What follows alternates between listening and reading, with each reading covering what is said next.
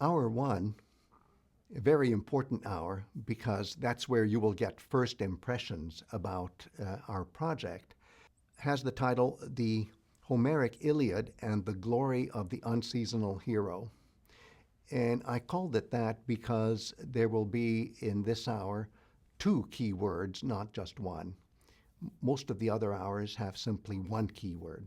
And I break up each hour into sections, and these sections are not numbered because they're meant more for your sense of how I go from one topic to the next.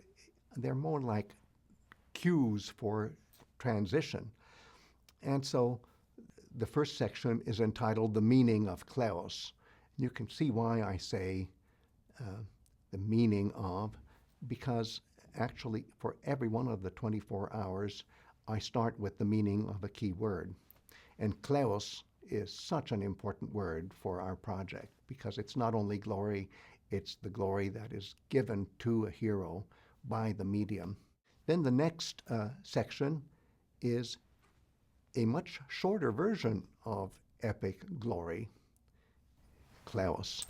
And what I'm trying to get at here is that whereas the Kleos of Achilles takes 15,000 plus lines to tell, the Kleos of a character like Iphidamas takes only a couple of lines.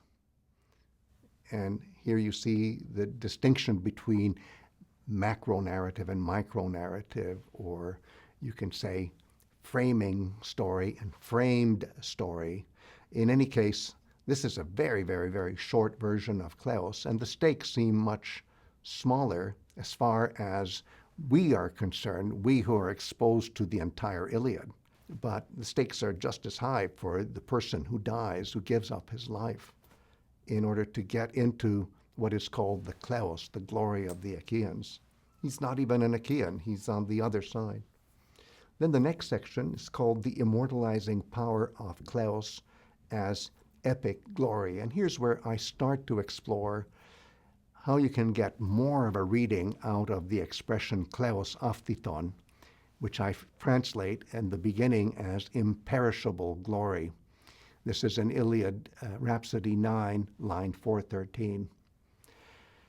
Later on, as we read more and more, we can fine-tune Kleos aphthiton, which I translate here as imperishable glory. It'll be even more specific a meaning, unwilting glory. But let's not get ahead of ourselves. Then at paragraph 26, which is where the next section starts, I start talking about the meaning of the second key word in this hour, which is hōra, that amazing word that tells us so much about the main ideas of this course. Then the next section, which starts at paragraph 30 of hour one, is what I call the need for heroes to script their own death. And here I was thinking of the analogy we can find, the point of comparison we can find in the science fiction film Blade Runner, and how, in a way, the replicant Roy, in his final moments of life, can actually script his whole story by saying things just the right way at the moment of death. So that's what inspired me to give it that particular title, this section, The Need for Heroes to Script Their Own Death. When I was working on this project at a much earlier phase of life, I was very much influenced by a film starring Jimmy Cliff called The Harder They Fall, where the main character definitely scripts his own death and therefore scripts his own life, and it's all encoded in song. So I had many reasons to call it The Need for Heroes to Script Their Own Death.